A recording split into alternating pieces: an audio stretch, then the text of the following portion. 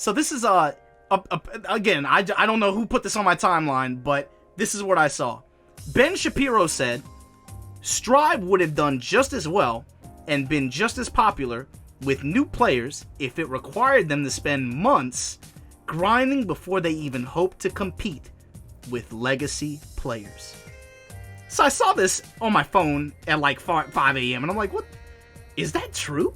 The reason why it got me thinking was because for people that gave a shit about Guilty Gear before 2020, for years we've been playing those games, and not even just GG, but other games, you know, stuff like BlazBlue as well. And the whole time we're thinking like, man, these games are so fun.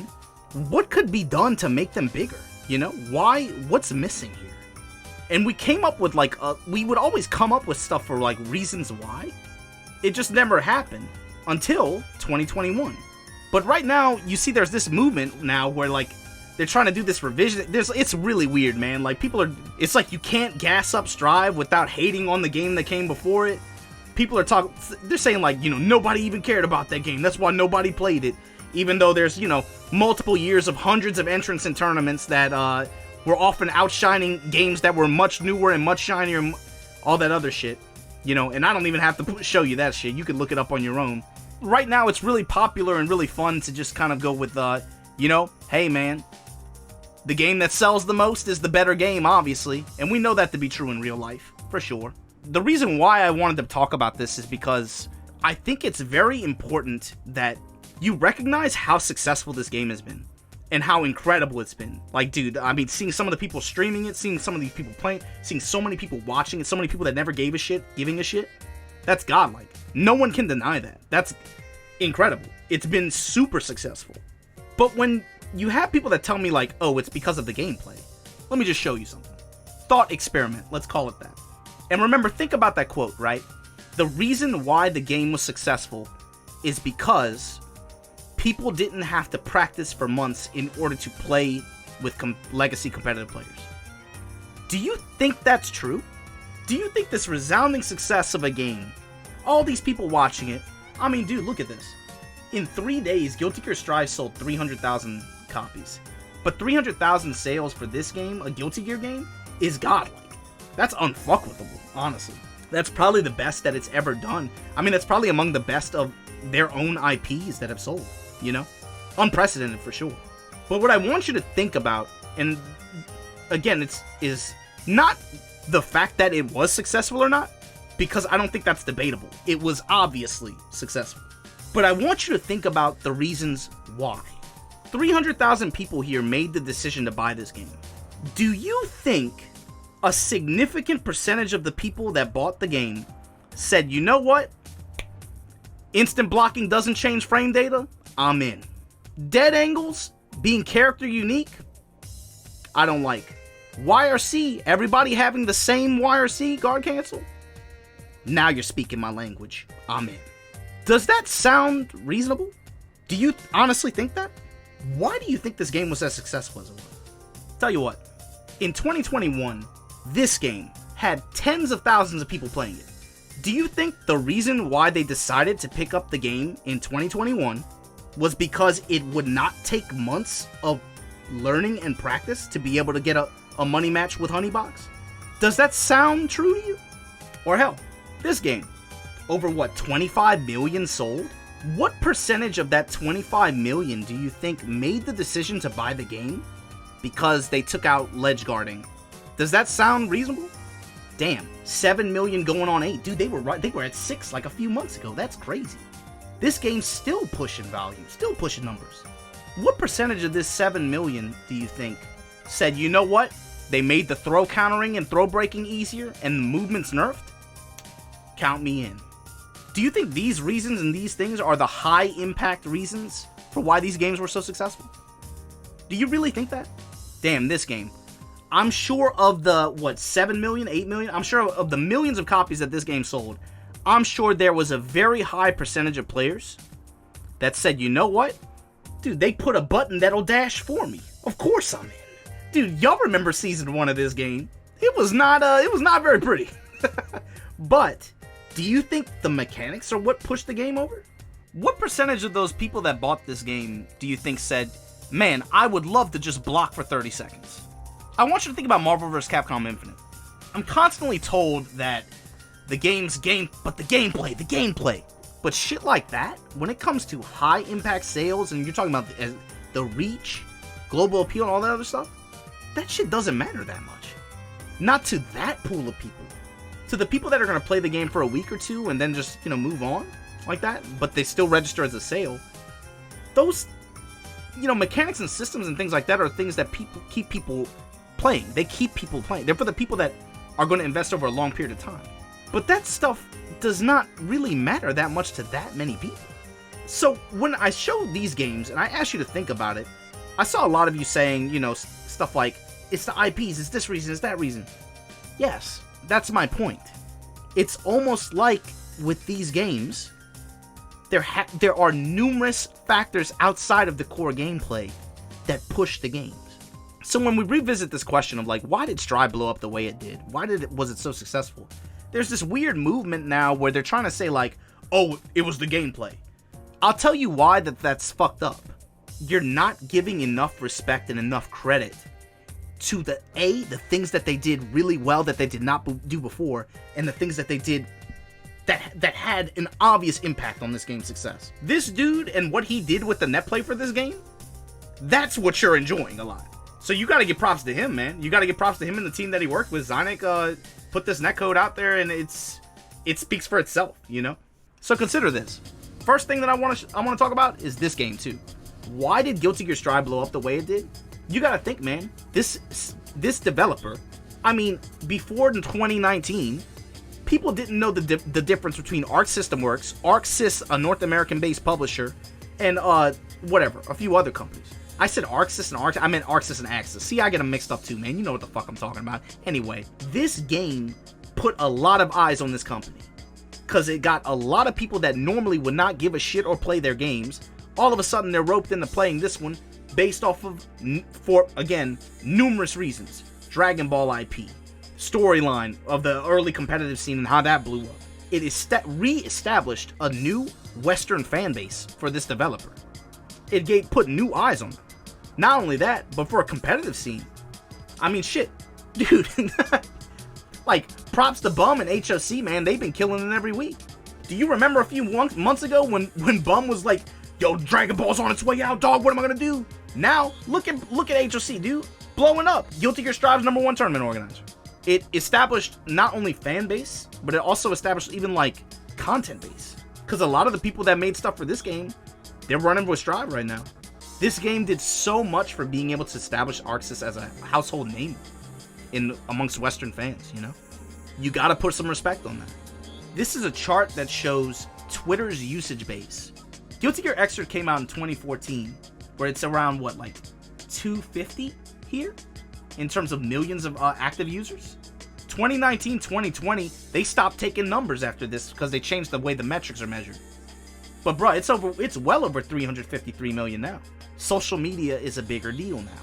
Twitch usage growth. In 2014, they're at around 55 million visitors. Look at where they are in 2020, 2021. Over 150. Damn near, this website's grown by almost three times the amount of traffic. This is all important, especially when you consider my next point, social media presence and promotion. And also marketing and advertising. I'm telling you, man, for years we were like, man, these games are great. Why don't they just promote them? Why don't they advertise them, man? Why don't they push them? Fast forward 2020, 2021, and they're pushing the shit out this stuff. Even better, they're pushing it bilingually. Dude, they're releasing simultaneous content for the game to help drive engagement with it using Twitter, using Twitch, using all these using YouTube. I don't even have to show you YouTube numbers, dude. You know that shit's growing exponentially. Especially over the past 7 to 8 years. Get the fuck out of here, man. They're dropping videos, showcasing characters, explaining what the characters do. They're doing it in Japanese, they're doing it in English. You gotta give props and respect to that, man. That shit had a very large impact. Especially when you consider the growth that some of these platforms have had. Something else you gotta put some respect on too is regional pricing. This is kind of one that flies under the radar, I think. But for people in regions where maybe conversion rates and things like that aren't so favorable based on certain global economies, For people in certain areas to be able to afford to even buy the game, that's such a huge difference. That's a huge difference maker. Something that you absolutely have to talk about. I just showed you growth numbers on Twitter, on Twitch. You can go look up the YouTube ones on your own, but you can, obviously, we're all sitting here talking shit. YouTube's blown up. You can just go look it up yourself.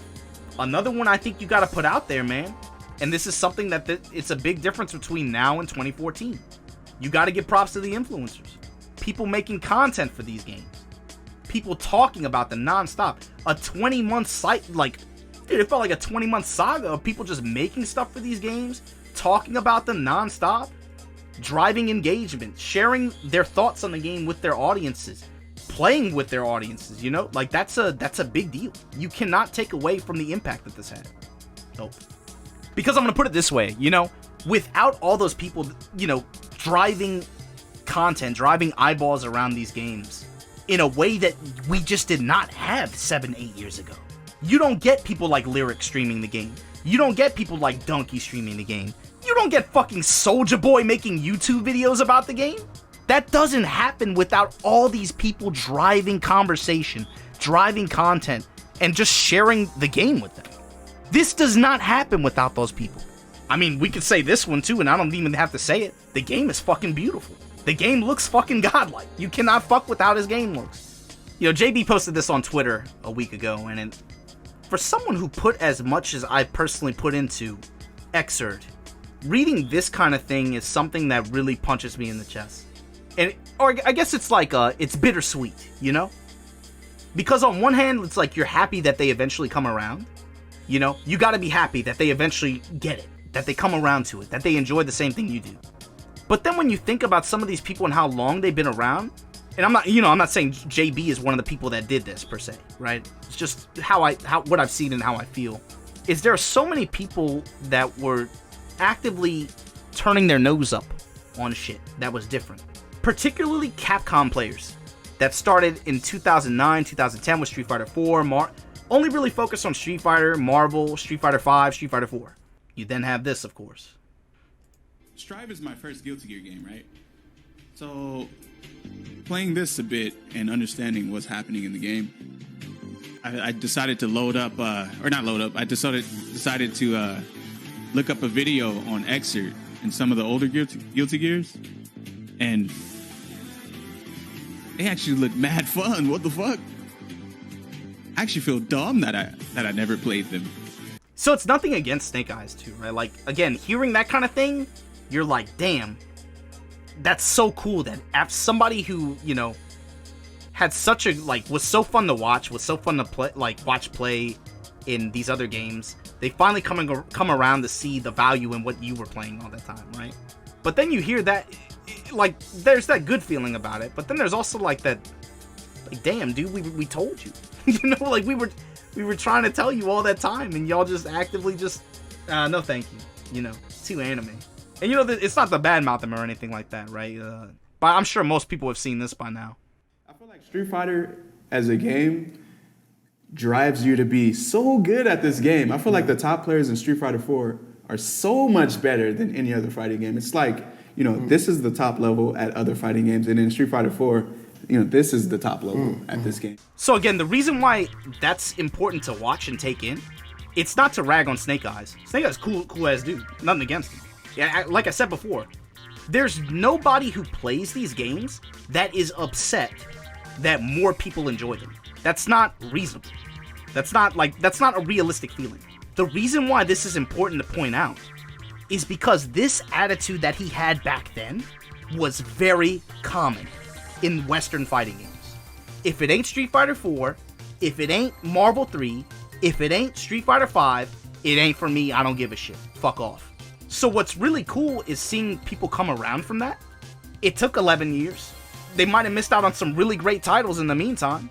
Lots of games that have come out in the past 10 or 11 years that were mad fun, really good, that a lot of people were just too good to play. There was definitely that attitude. Fast forward, and now, maybe some of them have had to come to grips with maybe a disappointing Street Fighter 5 experience. Maybe, obviously Street Fighter 4 ain't hitting the way it used to. So now it feels like that Western fighting game community of people that started with Street Fighter 4 maybe, or maybe like right before that, or people that started with Street Fighter 5, or people that started with Marvel 3 or something like that. It feels like now they've had some growth, some time to grow, and be willing to embrace other fighting games that are not Capcom. The community has grown, matured, if you will. And I think that's been a big impact too. Especially when you take players like these and give them stuff like a good Roman cancel system. Something that Strive has, a really good Roman cancel system, with the exception of YRC.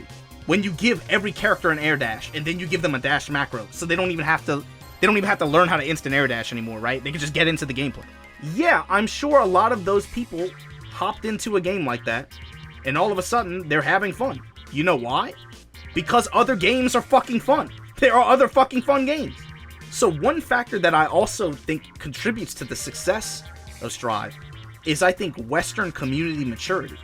And that trickles down in a lot of... Like, dude, you got fucking Smug playing this game. 3 days ago, Smug didn't even know who Slayer was. Now he's making YouTube videos, doing all this other shit. That trickles down into the other factors. People making content, people streaming. You got people with massive followings now. Dude, Punk's playing in tournaments. He's winning 3 tournaments a day. You got all these players that it would be unfeasible to think of them playing some games before. Now, the community, especially in the West, specifically the West, has matured to the point where they're willing to try new things. And you know, it makes me wonder, dude. It makes me wonder, man, imagine if KOF 13 came out today.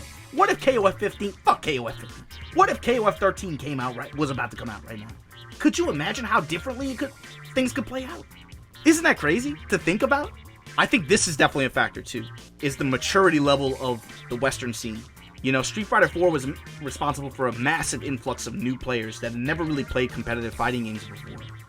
And I think it took them a while to kind of leave the nursery of that and be willing to see fun and beauty and potential of non-Capcom titles. You know what I mean?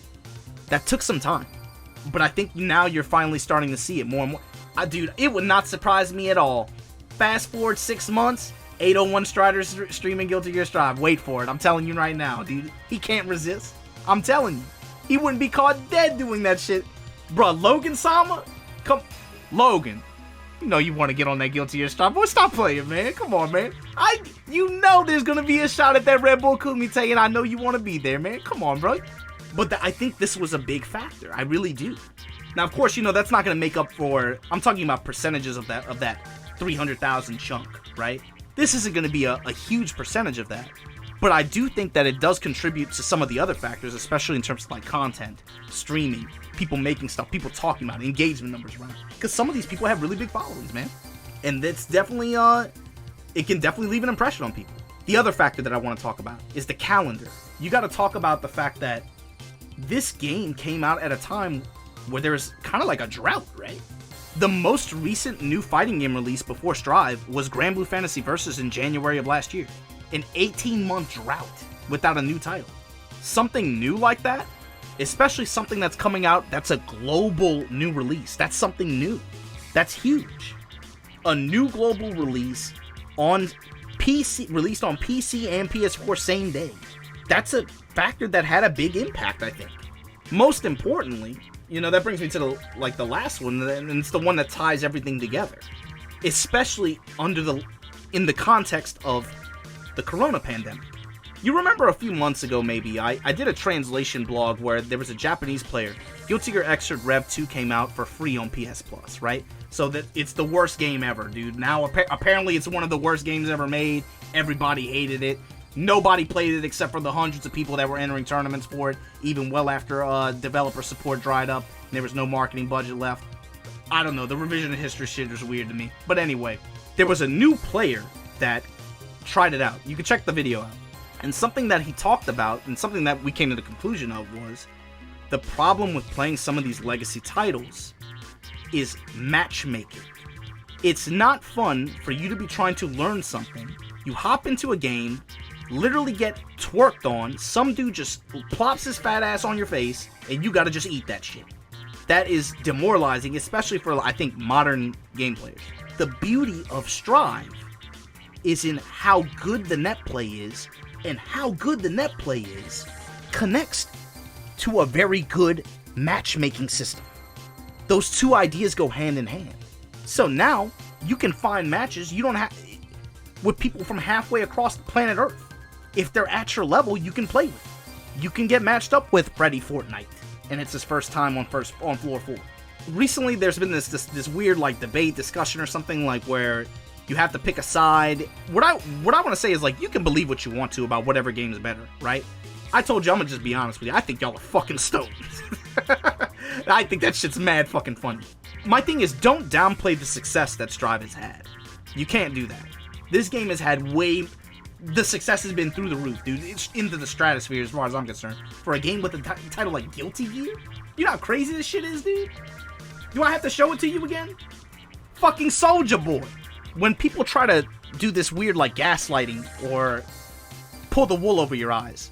Oh, the only reason why it happened was because of the gameplay changes. Haha, eat a dick, old player.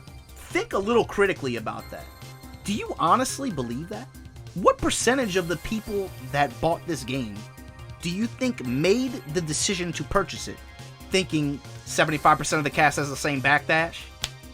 That's an auto buy for me. Does that sound reasonable to you? Let me know what y'all think in the comments below. I'm gonna holler at y'all later.